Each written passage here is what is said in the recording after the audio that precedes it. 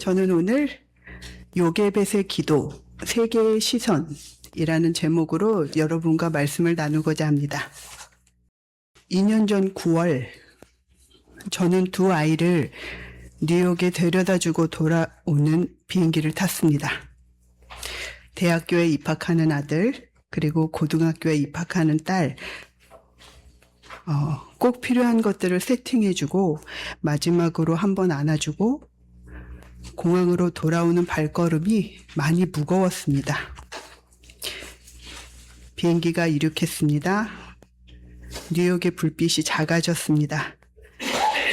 그리고 태평양을 건너오는 14시간 동안 거의 내내 울었습니다.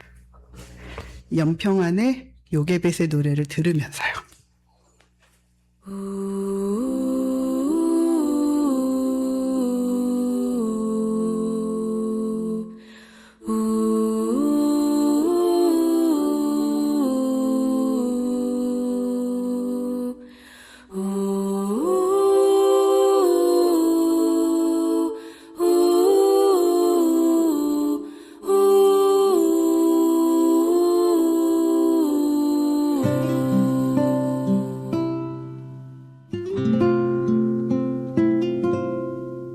작은 갈대 상자 물이 새지 않도록 역청과 나무진을 칠하네.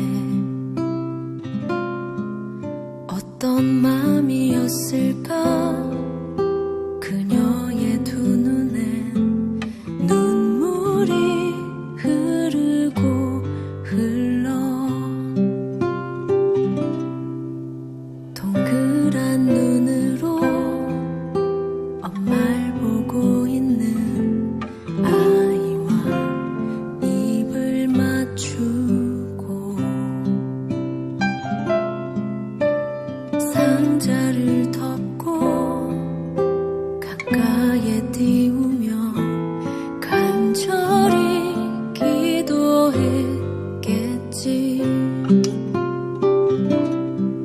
정처 없이 강물에 흔들흔들 흘러내려가는 그 상자를 보며 눈을 감아도 보이는 아이와 눈을 맞추며 주저앉아 눈물을 흘렸겠지. 너의 삶의 창조인 너의 참 부모이신 하나님 그 손에 너의 삶을 맡긴다. 너의 삶의 창조인 너를 이끄시는 주 하나님 그 손에 너의 삶을 드린다.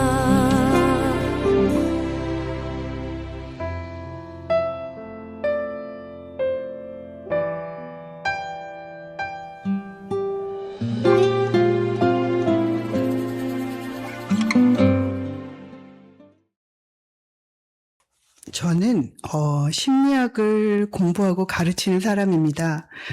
감정을 분석하고 심리적 변화를 읽고 그리고 회복의 언어를 찾아주는 일을 오랫동안 해봤습니다.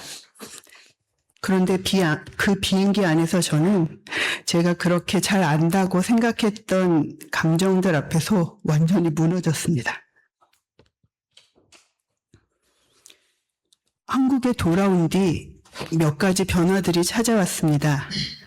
저는 상담심리 전문가이기 때문에 그 변화의 이름을 알고 있었습니다. 하지만 그 이름을 안다는 것이 고통을 해결해 주지는 않았습니다. 첫 번째로 찾아온 것은 공허함이었습니다. 아이들의 방에 짐이 줄었습니다. 밥그릇과 숟가락이 줄었습니다. 집이 조용해졌습니다. 그 고요함이 평화가 아니라 결핍처럼 느껴지는 시간들이 있었습니다. 심리학에서 심리학에서는 이것을 빈둥지 증후군이라고 부릅니다. 부모의 역할이 갑자기 줄어들 때 찾아오는 매우 자연스러운 상실 반응입니다. 저는 그것을 알고 있었으나 아는 것과 겪는 것은 전혀 다른 일이었습니다. 두 번째는 분리불안이었습니다. 시차가 있는데도 자꾸 연락하고 싶어졌습니다. 밥은 먹었는지, 친구는 생겼는지, 많이 힘들지는 않은지, 내가 닿을 수 없는 거리에 내 아이들이 있다는 사실이 생각보다 훨씬 크게 저를 흔들었습니다. 분리불안은 아이만 겪는 게 아닙니다. 보내는 부모도 똑같이 겪습니다. 세 번째는 조금 더 내밀한 이야기입니다. 일상의 재정립. 아이들이 떠나고 펼쳐진 일상을 온전히 나만의 것으로 재정립하는 일입니다. 그것이 생각보다 더 많은 에너지를 요구했습니다. 아침에 일어나서 누군가를 챙기지 않아도 되는 하루. 그게 자유여야 하고 편한 일이어야 하는데 처음에는 그냥 막막했습니다. 나는 이제 무엇을 위해 사는가? 상담심리 전문가인 제가 그 질문 앞에 한동안 멈춰서 있었습니다. 네 번째는 자아 효능감의 혼란이었습니다. 내가 충분히 잘 키웠을까? 더 잘해줄 수 있지 않았을까? 나는 과연 좋은 부모였을까? 아이가 멀리 떠나고 나면 그 거리만큼 후회와 의문이 채워집니다. 나쁜 것은 아니지요. 사랑했기 때문에 생기는 감정이니까요. 저는 그 적응의 시간 동안 비행기 안에서 들었던 요게벳의 노래로 자꾸 돌아갔습니다. 그리고 성경을 펼쳐서 출애굽기 2장을 다시 읽고 묵상했습니다. 요게벳도 아이를 보내야 했던 어머니였습니다. 그녀도 두려웠을 겁니다. 공허했을 겁니다. 내가 통제할 수 없는 곳으로 아이를 보내야 하는 무력감, 저와 똑같은 질문을 품었을 겁니다. 내가 이게 맞는 건가?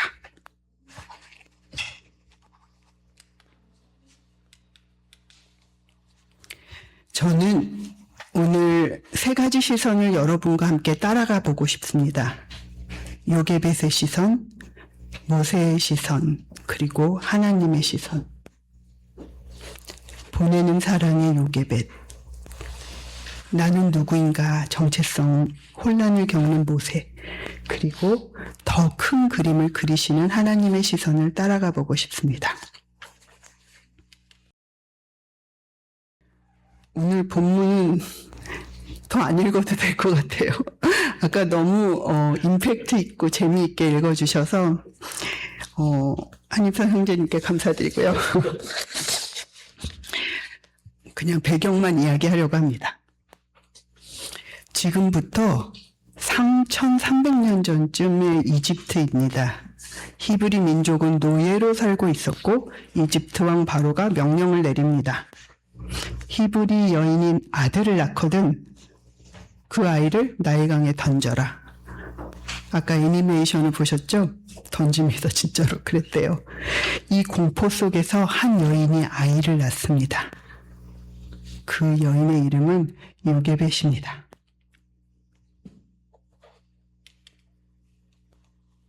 첫 번째 시선은 요게벳의 눈입니다.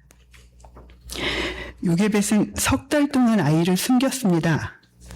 그러다가 더 숨길 수 없게 된 그날에 요게벳은 결정을 내립니다. 갈대를 엮고 역청을 바르고 그 작은 상자 안에 아이를 눕혔습니다. 그리고 강에 뛰었습니다.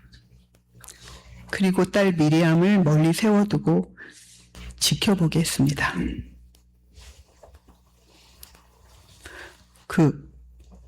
눈을 감아도 보이는 아이를 강에다 띄우면서 아까 엄마의 손 보셨죠? 그 장면이 여러분은 어떻게 보이실까요? 요게벳은 아이를 포기하고 버린 어머니인가요? 아니면 아이를 살리려고 보낸 어머니일까요? 저는 뉴욕 공항에서 돌아서면서 이 장면이 저랑 겹치더라고요. 저도 아이를 제 품에서 보낸 어머니였습니다.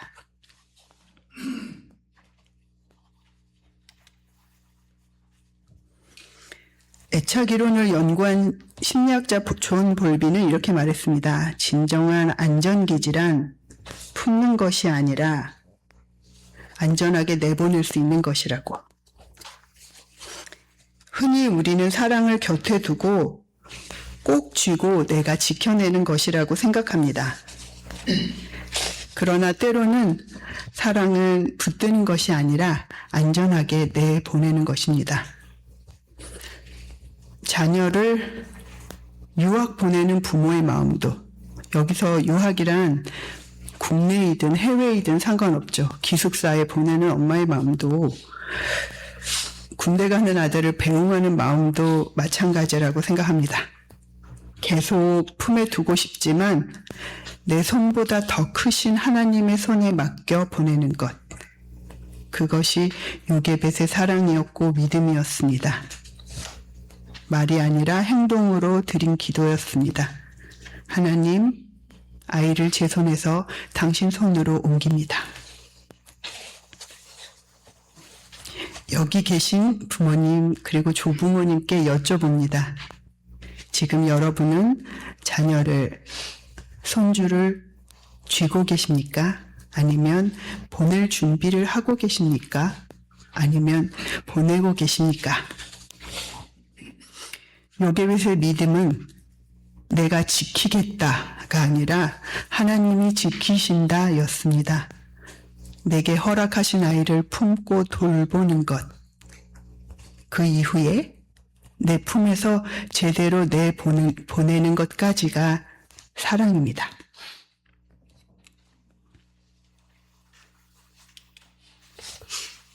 이번째는 두 번째 시선입니다. 모세의 눈이죠. 나는 누구인가? 모세는 이집트 왕궁에서 자랐습니다. 바로의 딸의 아들로 이집트의 최고 교육을 받으면서 자랐죠. 그런데 성경은 자란 모세가 이런 행동을 했다고 말합니다. 모세가 장성한 후에 한 번은 자기 형제들에게 나가서 그들이 고역하는 것을 보더니 어떤 이집트 사람이 어떤 히브리 사람 곧 자기 형제 치는 것을 본지라. 출애굽기 2장 11절 말씀인데요. 여기서 제가 주목했던 건 자기 형제들에게 나가서. 모세는 알고 있었습니다. 자신이 히브리인이라는 것을. 궁궐 안에서 왕자로 살면서도 강 건너 노예들이 내 형제들이라는 것을. 발달 심리학자 에릭 에릭슨은 사람이 살면서 가장 중요한 질문 중 하나가 바로 이것이라고 했습니다. 나는 누구인가? 그리고 나는 어디에 속하는가? 모세는 이집트 사람도 완전한 히브리 사람도 아닌 어딘가에 끼어 있는 사람이었습니다. 그리고 그 정체성의 혼란이 그를 광야로 내몰았습니다. 그런데 하나님은 모세를 부르실 때 이렇게 말씀하십니다. 모세야, 나는 내 조상의 하나님이요, 아브라함의 하나님, 이삭의 하나님, 야곱의 하나님이다. 하나님은 모세의 배경보다 모세의 소속을 말씀하셨습니다. 너는 우연한 존재가 아니라 너는 내 이야기 안에 있는 사람이다. 우리의 정체성은 환경이 정하지 않습니다. 우리를 부르신 분 하나님이 정하십니다. 내가 어느 집에 태어났는지, 어느 학교에 다니는지, 공부를 잘하는지 못하는지 그것이 나를 정의하지 않습니다. 하나님이 나를 어떻게 부르시는지가 나를 정의합니다.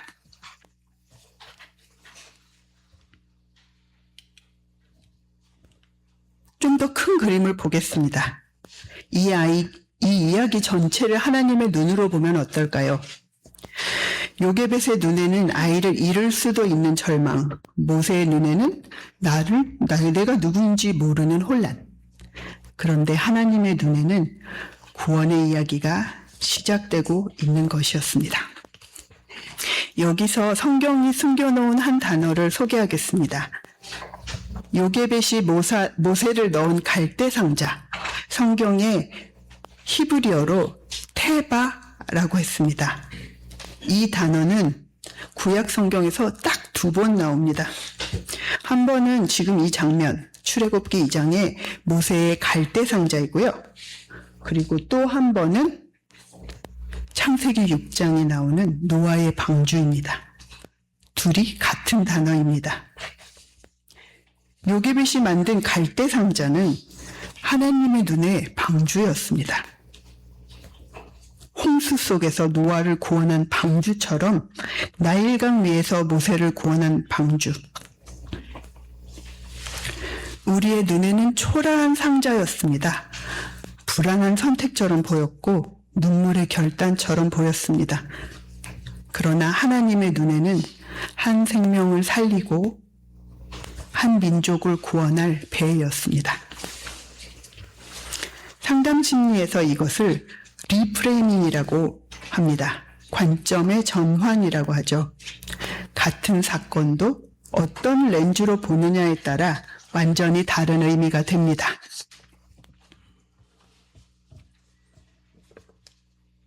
그렇다면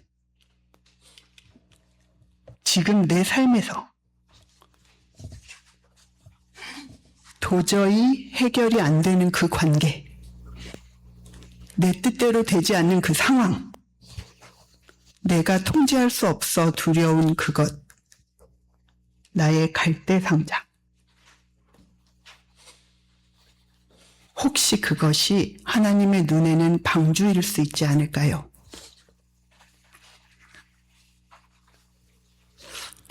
저도 그 비행기 안에서 이 리프레이밍이 일어났습니다. 그날은 아이들을 떼어놓고 오는 날이 아니라 하나님의 손에 온전히 맡기는 날이었다고요. 그것을 실제 삶에 받아들이는데 시간이 걸렸지만 그 시선의 전환이 저를 일으켜 세웠습니다. 하나님은 우리보다 더 큰 그림을 보고 계십니다. 우리가 보는 것은 장면이지만 하나님이 보시는 것은 전체 이야기입니다.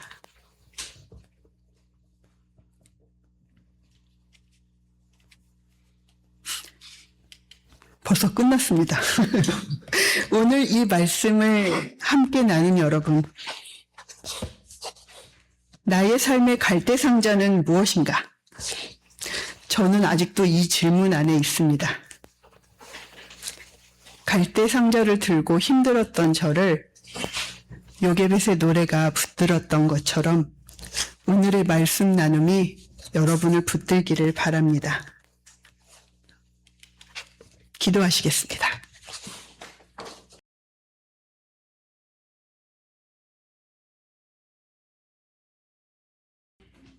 하나님, 너의 삶의 참 주인, 너의 참 부모이신 하나님의 손에 너의 삶을 드린다 라는 요게벳의 기도를 명준이와 효주의 삶을 당신께 드린다고 다시 한번 다짐하고 기도했습니다. 우리 각자의 삶 속에 하나님의 손에 드려야 할 갈대 상자가 있는지 돌아보게 하여 주십시오. 오늘 요게벳의 이야기를 통해 우리에게 말씀해 주셔서 감사합니다. 우리가 보지 못하는 더 큰 그림을 보시는 하나님을 신뢰합니다. 우리의 가정을, 우리의 자녀를, 우리의 부모를 당신의 손에 올려드립니다. 이 가정의 달, 세대와 세대 사이에 당신의 사랑이 흐르게 하소서. 예수님의 이름으로 기도합니다. 아멘.